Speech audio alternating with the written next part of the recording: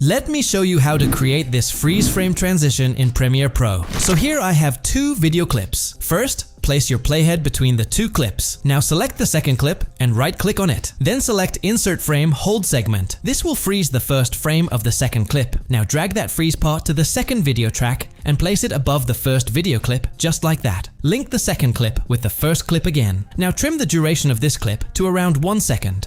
Now we have to mask the subject. For that, go to the Object Masking tool. If you are using an older version, you will have to manually select the subject. Make sure the freeze frame clip is selected. Then draw a box around your subject, and Premiere will automatically select it. Now go to the Effect Controls panel. Since this is a freeze frame and not moving, we don't need to add keyframes. Currently, the mask is under Unassigned Masks, so drag and drop it under Opacity. Next, we will animate it, but before that, nest your freeze clip. Now go to Effects and search for Transform.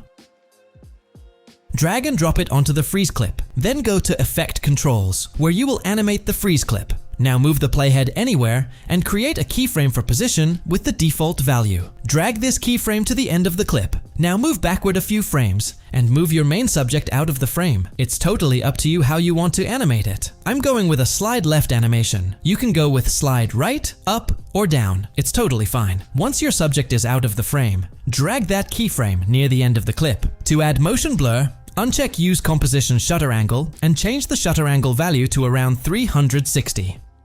Here is how it looks. It's a bit slow, so just drag the first keyframe closer to the last keyframe to speed it up. To make it even smoother, select both keyframes, right-click, go to Temporal Interpolation, and select Ease In. Then right-click again, go to Interpolation, and make them ease out. Drop down the position arrow, and you will see the graph. Drag the right blue handle all the way to the left, so it speeds up at the start and then slows down smoothly. If the speed looks slow or fast, you can experiment with the keyframes and you'll be good to go. Lastly, add whoosh sound effects, and here is the final result.